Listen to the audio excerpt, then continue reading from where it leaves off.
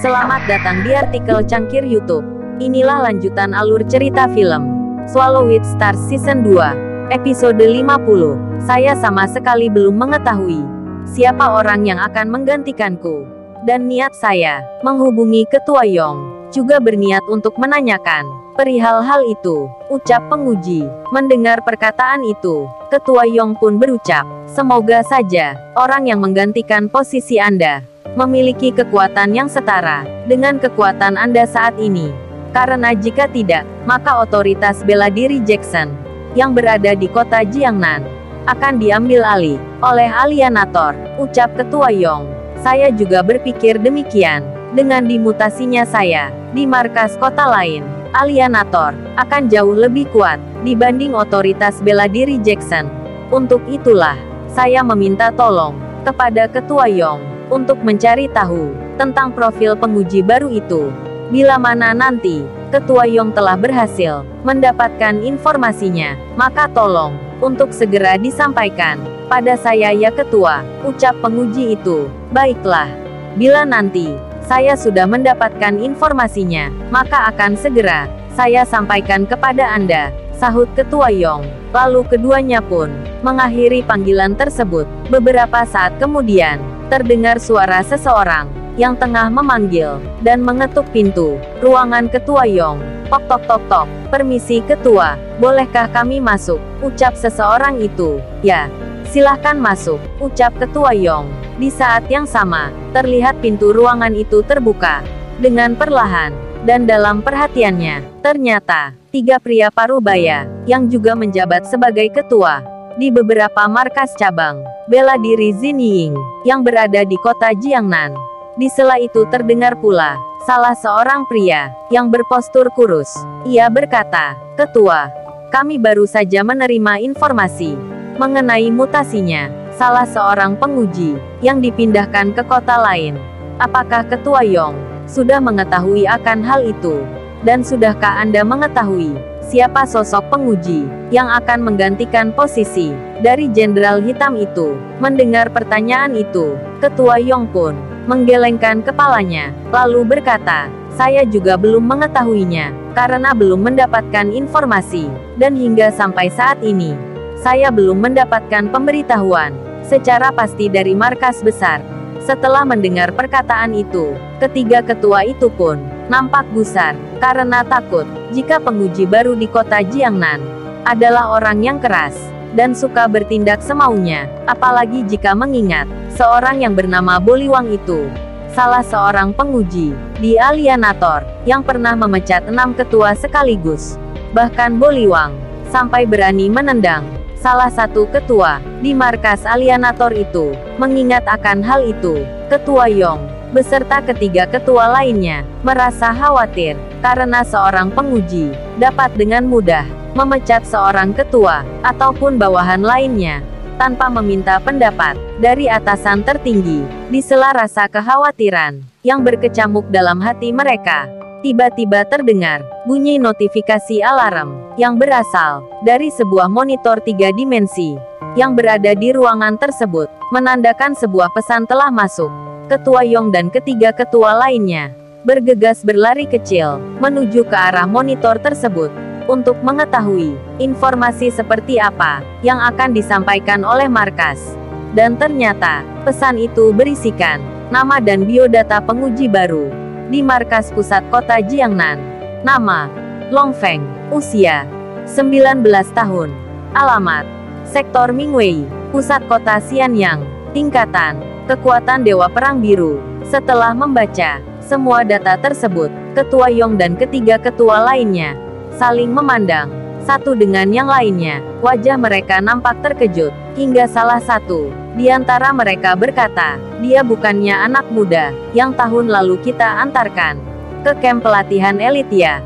Tanya Ketua Yong yang masih tidak percaya dengan apa yang dilihatnya, apalagi melihat level kekuatan Long Feng yang sudah mencapai tingkatan para dewa yang sulit untuk dikalahkan. Sementara di saat yang sama, terdengar seorang ketua berpostur kurus itu berkata, bagaimana mungkin dia orangnya? Ketua Yong, coba cari kembali ID card anak itu. Kalau saya tidak salah, Tahun lalu, kita pernah mengirimkannya ke camp pelatihan elit, kemudian cocokkan dengan ID card penguji baru kita. Mustahil dalam waktu sesingkat itu. Anak ini sudah menjadi atasan kita.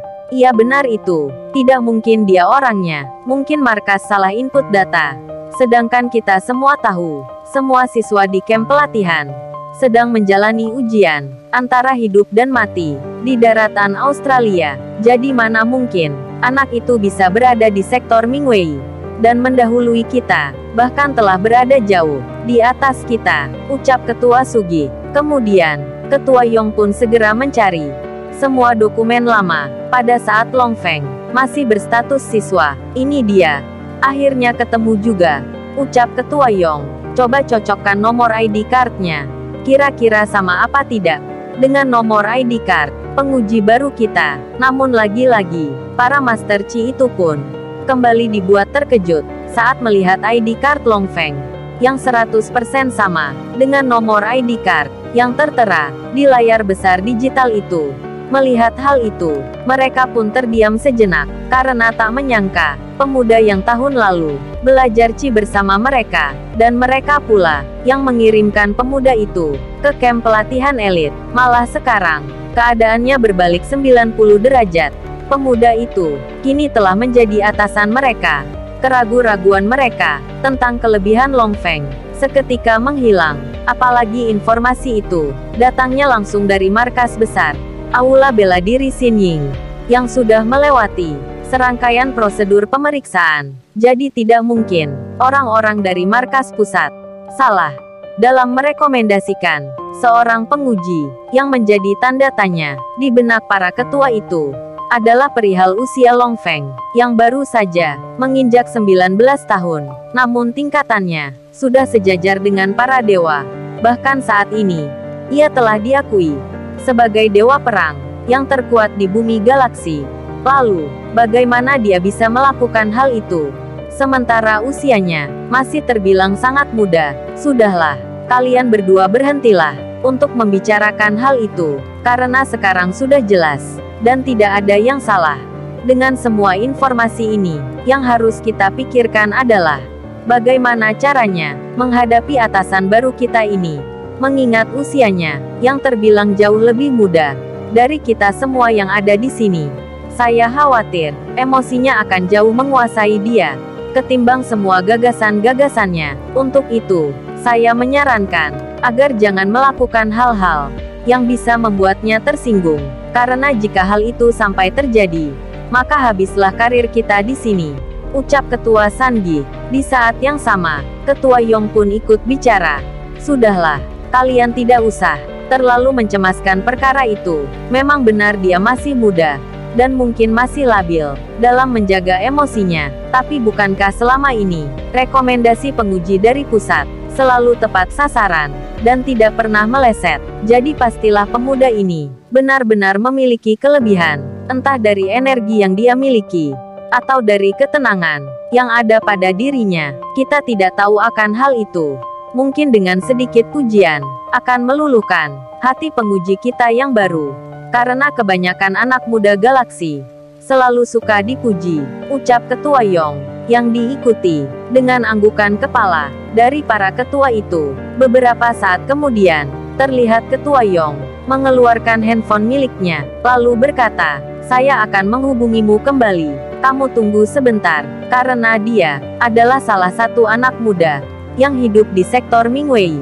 Jadi saya akan menanyakan terlebih dahulu biografi tentang penguji baru ini," ucap Ketua Yong, sembari menekan tombol panggilan. Tak beberapa lama kemudian, panggilan pun tersambung. "Instruktur, selamat siang." "Ya siang juga Ketua," sahut Lou Xin Yu. "Ada apa Ketua menghubungiku?" Mendengar ucapan itu, Ketua Yong pun berkata, "Saya ingin bertanya mengenai seorang anak muda yang tinggal di sektor Mingwei. Anak muda itu bernama Long Feng. Apa Anda mengenalnya?" ucap Ketua Yong.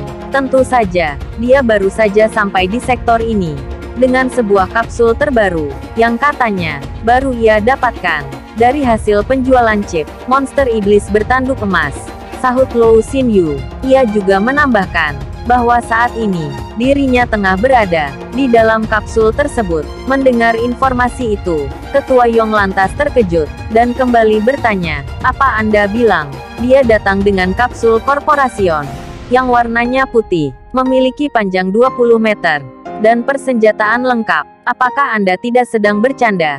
Bukankah dia hanya seorang anak kecil? Lalu bagaimana dia bisa melakukan hal itu? Mengalahkan monster terkuat, iblis bertanduk emas," ucap Ketua Yong, yang masih saja tak percaya dengan apa yang telah terjadi.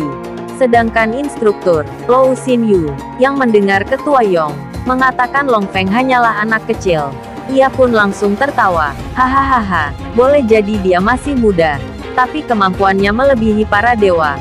Dan itulah kenyataannya Ketua Yong.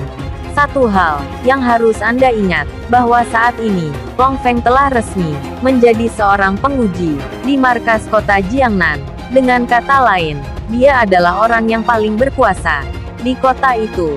Jadi kalau boleh saya menyarankan, mulai saat ini, jagalah semua ucapan Anda, dan berhentilah menyebutnya sebagai anak kecil, karena jika sampai dia mengetahui akan hal itu, maka habislah karir Anda," ucap Ketua Lou Xinyu.